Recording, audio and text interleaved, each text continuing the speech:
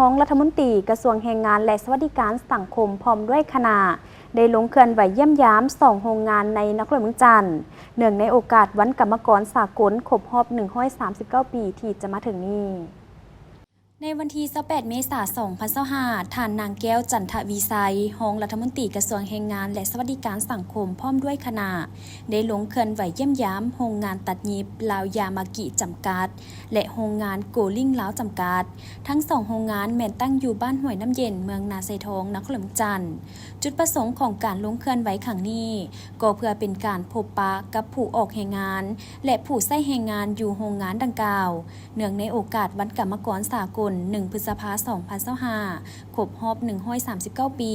ที่จะมาถึงนี้แนะใส่สุขยูส่งเสริมเฮ็ดให้แรงงานลาวก็คือโรงงานตัดเย็บอยู่สาธารณรัฐประชาธิปไตยประชาชนลาวดำเนินกิจการไปได้อย่างลงเรียนถูกต้องตามระเบียบการและกฎหมายที่สาธารณรัฐประชาธิปไตยประชาชนลาววางออกโอกาสดังกล่าวผู้ต่างหน้าจาก2โรงงานตัดเย็บดังกล่าวยังได้รายงานสภาพการจัดตั้งปฏิบัติเวียกงานก็คือขบวนการผลิตต่างๆอยู่ภายในโรงงานของตน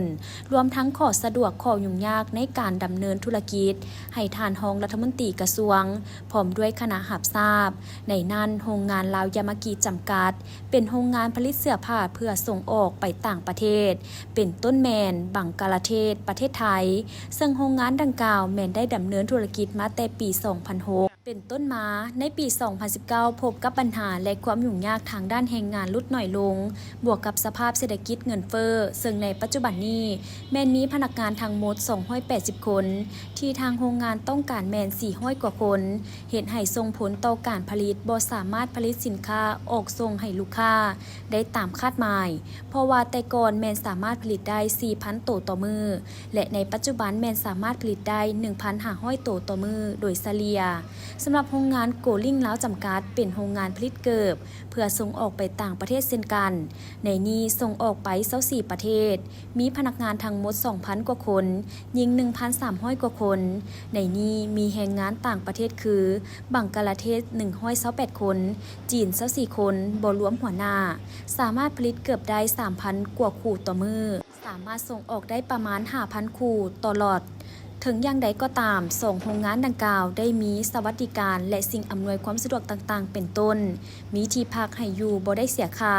มีเงินอุดหนุนต่างๆและบริการอื่นๆให้กับพนักงานอยู่ภายในโรงงานอย่างทั่วถึงในการลงเคลื่อนไหวครั้งนี้ท่านนางแก้วจันทวีไซก็ได้แสดงความสมเสยต่อการจัดตั้งปฏิบัติเวียกงานของ2โรงงานดังกล่าวก็คือผู้บริหารโรงงานและแรงงานทุกคนที่ได้มีการขยันห้าวหันพร้อมการจัดตั้งปฏิบัติภาระบทบาทหน้าที่ของตนด้วยความรับผิดชอบโดยเฉพาะผู้บริหารโรงงานที่สามารถขับเคลื่อนธุรกิจของตนเองนับแต่ได้รับการสั่งตั้งจนมาฮอดปัจจุบันเฮ็ดให้โรงงานมีผลสำเร็จและขยายตัวอย่างต่อเนื่องซึ่งได้ประกอบส่วนเข้าในการพัฒนาเศรษฐกิจสังคมของสาธารณรัฐประชาธิปไตยประชาชนลาวให้มีการขยายตัวขึ้นไปเรื่อยๆพร้อมกันนั้นโรงงานยังได้มีความเอาใจใส่ในการเบิ่งแยงด้านเงื่อนไขการเฮ็ดเวียกสุขภาพและความปลอดภัยของแรงงานเป็นต้นสวัสดิการแรงงานติดพันกับเงินเดือนค่าแรงงานการเข้าสู่ระบบประกันสังคมเฮ็ดให้โรงงานมีความมั่นคงบ่ขาดแคลนแรงงานทั้งได้มีการกระตุ้นไว้เพื่อหันเปลี่ยนการบริหารคุ้มครองติดพันกับการคุ้มครองแรงงานไปสู่กลไกใหม่ให้สอดคล้องกับสภาพเงื่อนไขความเป็นจริง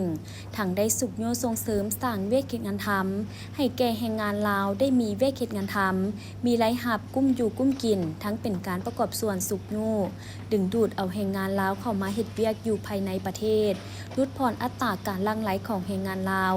ออกไปเฮ็ดเวียกอยู่ต่างประเทศตื่มอีกเพื่อขับเคลื่อนการเคลื่อนไหวธุรกิจของโรงงานดังกล่าวให้ไปตามจุดประสงค์และคาดหมายที่ตั้งไว้ในแต่ละระยะพร้อมทางยินดีจะให้การร่วมมือประสานสมทบเพื่อแก้ไขบรรดาปัญหาต่างๆที่เกิดอยู่ภายในโรงงานเพื่อเฮ็ดให้การดำเนินธุรกิจของโรงงานมีการขยายตัวอย่างต่อเนื่อง